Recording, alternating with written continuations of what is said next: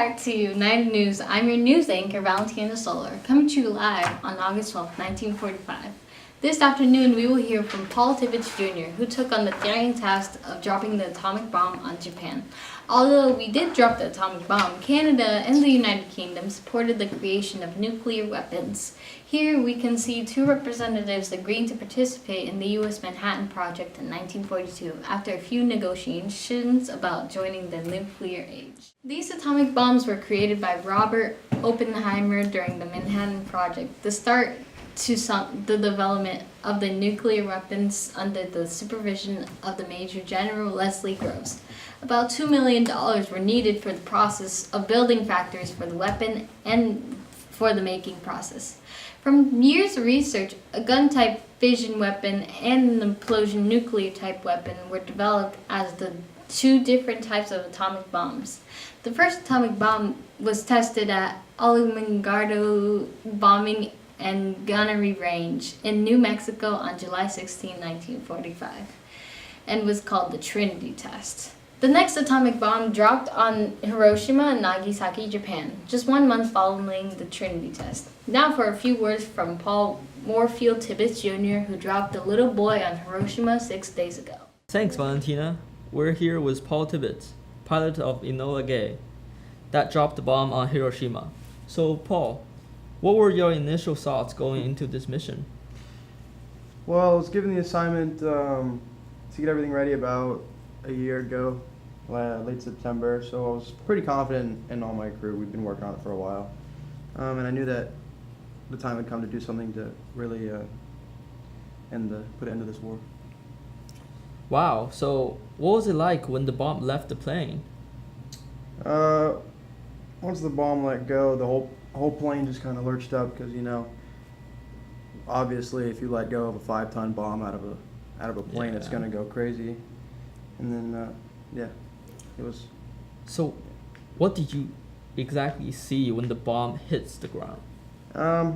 After the plane went all crazy and we kind of leveled out again, I saw a huge cloud. I knew it was going to be a cloud. I heard a boom, but it was just nothing like I'd ever seen before. It was just crazy colors everywhere. It was insane. So, do you have any regrets about taking away the lives of those innocent Japanese women and children? There's always regrets in a time like this and what you do, but when it comes to war, it's not many things you can ponder on and regret. You got to do what you got to do to protect your family and friends at home, and also your buddies on the war. So. Well, thanks for taking the time to speak with us, Mr. Tibbet. I'm sure we will be seeing a lot more of you in the near future. This has been Ryan Kent from Tinian Island. Back to you. Thank you, Paul, and for your service for our nation. After getting the idea of what Paul Tibbets had to experience, we now face the repercussions of our actions. From the atomic bombs, everything within Hiroshima and Nagasaki was obliterated. 1.8 square miles in Nagasaki was destroyed by the direct impact of the atomic bomb. The power that was created from the explosion in Hiroshima started fires that spread 4.4 square miles. Here's a clip recorded from the plane of a soldier in the Air Force. As you can see, Japan is still trying to pull out the rest of the fires. The government has estimated that 70,000 of their lives from the mass fire, and a year from now, about 100,000 people will be dead. We are still unsure of the lasting damages from the bomb's radiations. Right now, 35% of 66 developed Japanese cities were decimated, and the percentage is expected to increase by 40%. We can only pray that Japan surrenders, and if, or when they do, the government plans to have Japan under the supervision of our allies.